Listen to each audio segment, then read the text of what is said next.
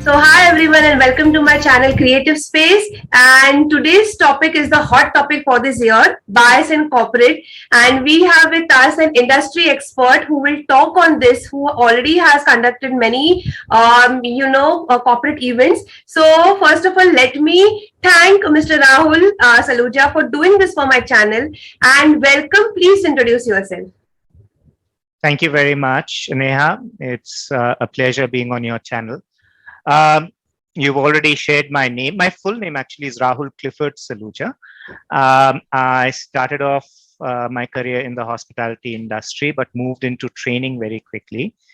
Um, Briefly, if I want to talk about my claim to fame, I worked with the Oberoi Group in training and then worked with IBM in training. So learned a lot of stuff in those two exposures. And the topic we're going to be talking about, bias in corporate life, is something that I picked up a lot while I was spent time at IBM. Okay. My focus was on leadership and management development. And as you know, the topic that we're going to be talking about today is very important because culture in any organization gets built by the leaders that run the organization. Yes. Yes. So good to know that. And without, I think, any further ado, we can start with the questions. So Sure. my first question would be, in today's world, the modern world, the urban world, many of us are, educated, literate enough to understand the difference between bias. So there are many types of it. Still, in corporates, we do face gender biases, religion biases, transgender community biases. So how is it relevant, and what do you want to say about this? So a very interesting question, Neha.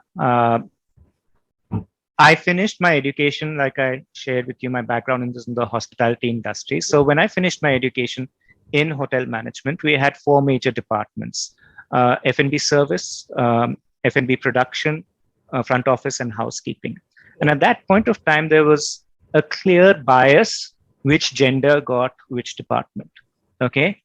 The change that I see from then to now is today we are having a conversation, and this conversation is going to be put up in public space. So it's a big change in terms of my own experience. And like you shared, I've been doing this for some time. So having the conversation is perhaps the first step towards getting people to be aware of the bias. What we are going to do about it is a second step. But the fact that we are having a conversation, that's a very, very important first step. And while we are having a starter conversation, there are organizations, and I've worked with IBM for a considerable period of time, where far more mature conversations happen. And as we go along, I'll share with you some examples in terms of how things have changed, and we'll talk about that. Yes. Okay. So my now second question would be, we hear terms like, unconscious bias and microaggressions. So what is it, and what is the difference between them? So nobody would like to be called biased. Yeah. Okay. But reality is that we tend to live life with biases. Okay. If we talk about some of the biases that are being talked about the world over in terms of racial discrimination, people don't want to be called racists.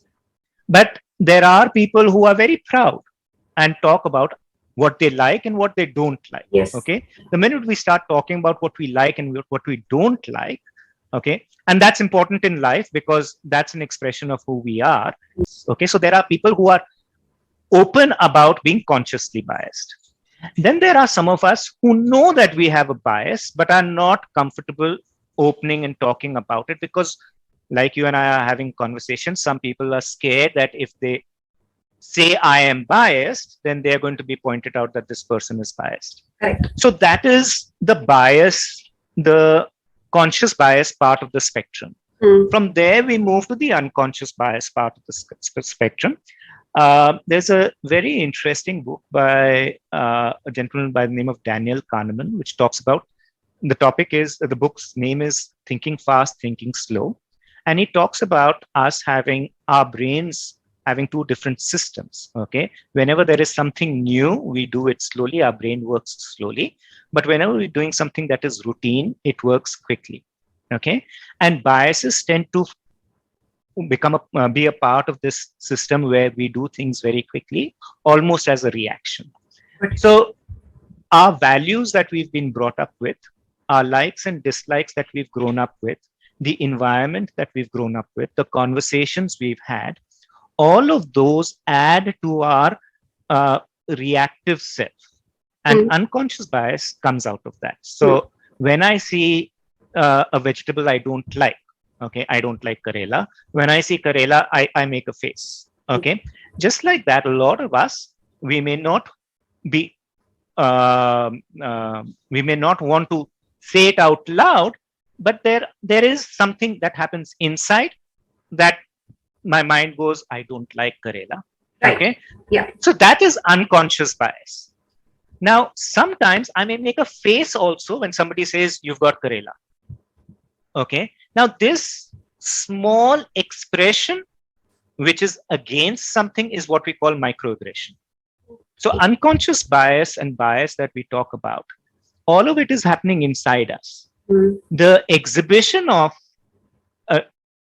dislike is what often is termed as microaggression. Okay. Yes. Yes. And so now the next question would be then, how can individuals and organizations can reduce this unconscious bias? Having conversations is the first part and the most important part and the most uncomfortable part. Like I said, we don't like to be, we don't like to call ourselves being biased. But there are things that happen in our day-to-day lives. There are things that are that happen in our work life, in our professional lives, that we tend to exhibit a bias. And when I'm saying bias, I'm still not talking about the very obvious gender bias. Yeah. I'm not talking about the very obvious bias against transgenders. I'm not talking about the bias that sometimes we exhibit against the LGBTQ community as well.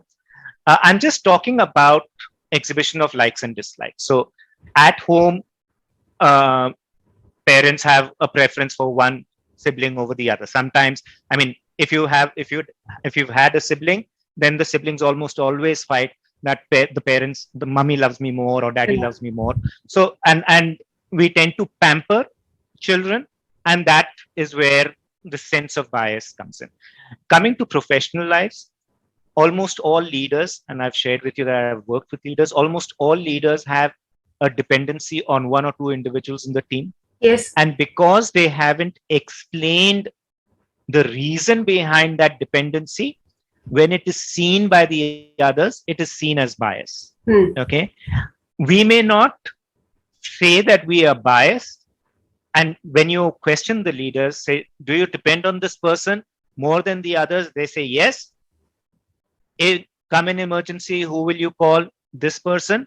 And that is thing that I have a bias, that these leaders have a bias. Okay. So starting to talk about it is the first step. Understanding how these biases are exhibited, understanding what goes on in our mind and how we check off or cross off people because of these biases. That's the start. By the way, there was actually a Philharmonic orchestra that was recruiting people. Okay, and this is not a recent example. It's an example, I think, about 20, 30 years old. They realized that the band was made up largely by male. Okay, and suddenly they said, maybe we have a bias against women. So one of the experiments they tried was, when they were interviewing people for the band, they put a curtain between the evaluators and the performer. Okay. And they realized that they were suddenly choosing more women when the curtain wasn't there. Okay. Now they weren't being consciously biased, but something in their mind was ticking off lady or woman in the gender column, and they were switching off, and they automatically thought, this is not as good enough. as when they were seeing a guy. Mm. That's one example. So when we start talking about this, then suddenly we say, oh, really? Is that the case? And then we start looking at how we interact with people. Another example, uh, Jimmy Carter was a president in the 70s in the United States. Mm. His height was 5 feet 9 inches. Okay, now 5 feet 9 inches is a decently tall gentleman. How many presidents after that do you think were less than 6 feet tall? And there have been about 6 or 7 presidents after Jimmy Carter. The answer is zero. 100% of presidents after Jimmy Carter have been more than 6 feet tall. So, Rahul, what does that have to do with being biased? Only 14% of America's population is above 6 feet tall. How is it that in a country where you have 86% of people less than 6 feet, do the last 7 presidents all have a height that is more than 6 feet? This has to do with our unconscious bias when we are identifying people or connecting with people as leaders. Wow, interesting. Taller people are associated with better leadership skills. Yeah. Impactful personality, maybe. An impactful personality. So these are ways that we don't realize, but unconscious bias starts impacting us. Oh, interesting. Quite interesting. Yeah, thanks for this point. Now we move on to the gender bias side. So my next question now would be, what are the benefits of having a woman in leadership position? Good question and bad question. I know. Good question, because you're talking about giving opportunities to women. Okay. Bad question, because you're making it an either or. Yeah. A binary. Yeah. So what it's also doing, what questions like this also do, is divide society into men and women. Agreed. Okay. And we are trying to say these are better at this and these are better at this. Okay. When we talk about psychology and when we talk about, we get into our religious texts as well, we talk about the feminine side of people and we talk about the masculine side of people. Okay.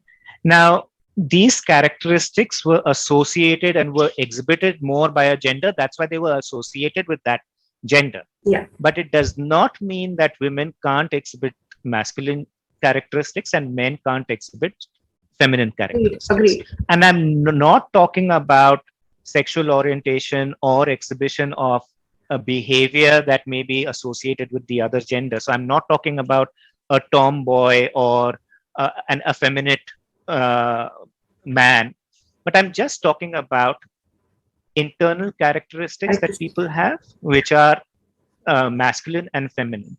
Being patient, being affectionate tends to come in the feminine list of characteristics. Being aggressive, picking up challenges tends to come in the masculine list of characteristics. So the idea is to find an individual who has a good balance of these characteristics and remove the question of gender out of the selection completely. That person will become a better leader as opposed to the gender that the person claims to have. Okay. So this question about what are the benefits of having a woman as a leader, I would say, what are the benefits of having people who exhibit more feminine characteristics than the leaders today? Then we can start having a conversation that they'll be more understanding, they'll be more compassionate and things like that. So that automatically tells you and brings to your mind the idea that, listen, people with these characteristics will definitely be better leaders. And then the argument of whether it's a man or a woman goes out of the window. Yes, I agree. This is one of the common questions that internet has today. Hence my question to you, because people have to understand, the viewers have to understand that please don't, there should not be any gender bias. Yeah. Right. Right. Yeah. Yeah. So now, Rahul, my next question would be then, what is the most dangerous behavior or trait that with your experience you must have noticed that have, derail female careers? Because we are talking about bias and it does exist. So if you have experienced something like that, what do you want to say about it? So, one of the challenges that a lot of women face because they are stepping into an environment where there are predominantly men Mm-hmm. is to try and be like the men. Okay. I saw that happening in when I was in the hospitality industry. Now I'm talking about the 90s, where a majority of chefs in the kitchen were men. Okay. And women were trying to make their way into that arena. So now, whenever there are a group of men, okay, there's a lot of cursing and abusive language that goes around. Okay. And when women try to fit into that culture, okay, the effort of trying to fit into that culture means that women tend to try and alter who they are intrinsically Yeah. to try and fit in. So the answer to your question is this attempt of changing oneself to fit in, which I believe is a dangerous bit. Okay. Leaders should be true to themselves. And Mm. today we talk about authentic leadership. Okay. Authentic leadership is about people knowing who you are and you being open and upfront with people in terms of who you are. Mm. When it comes to women taking up leadership roles, and if we are talking about leaders, women being leaders at the CXO levels, okay, the chiefs of different Yeah. departments, Yeah. then they've succeeded so far by being who they are till that point. For them to try and fit into uh, the uh, the the male dominated Dominating CXO area. Yeah. space, my the thing that I find a lot of women trying to do, and that's where they struggle, is try to compete with the men by being one of the men. Okay, Okay. I'm going to encourage women around who are listening to this that what has got you to succeed so far is your strength. So leverage that to take your career move higher. Okay, don't try and be somebody you are not just to fit in. Right. Okay, today there are a lot of men who are open and comfortable talking about uh, getting women on the team and making an environment conducive. So there are a lot of allies that you will have in the space that you're trying to get to. Try and find who they are, try and have a conversation in terms of how you can make a difference. Okay. Okay, so leaders don't become leaders because uh, um, uh, they talk and speak just like everybody else. They become leaders because they make a difference. Yeah. Okay, point noted. Now my next question now would be on different kind of biases. How forthcoming or how acceptive is the corporate world or the society is when it comes to transgenders or LGBTQ community or religion, people. So what take do you have on this? Um, I have had experience of running leadership workshops outside India as well. Okay, and I'll be honest. Uh, our leadership today, while the conversations have started, we are still not quite at a level where I can say comfortably the leadership is comfortable with the LGBTQ community. Mm. Okay, specifically talking about transgenders. Uh, the so one of the first things that you need to do, there is acceptance, the mental acceptance. The other is accommodation. Okay, uh, because there are physiological differences, Yeah. we need to be okay and comfortable with that. My experience of running programs in Seoul, South Korea, is that they have a separate transgender toilet. Okay. For a transgender to feel comfortable, talking is not enough. Hmm. We have to make space around us for them to be comfortable. Okay. I'm going to pull out a tangent. Just like we help people with disabilities, today it is mandatory for corporate offices to have ramps so that people with wheelchairs can go up. Why are we doing that? Isn't talking good enough? The answer is talking isn't good enough. Okay. It requires action as well. And one of the actions is to make public conscious decisions about the conversations that we have. So if we are going to accommodate, we have to get comfortable and we have to exhibit behaviors that support our inclusivity. Okay. So if we start having transgender toilets, I would say, okay, at least we are making an effort now.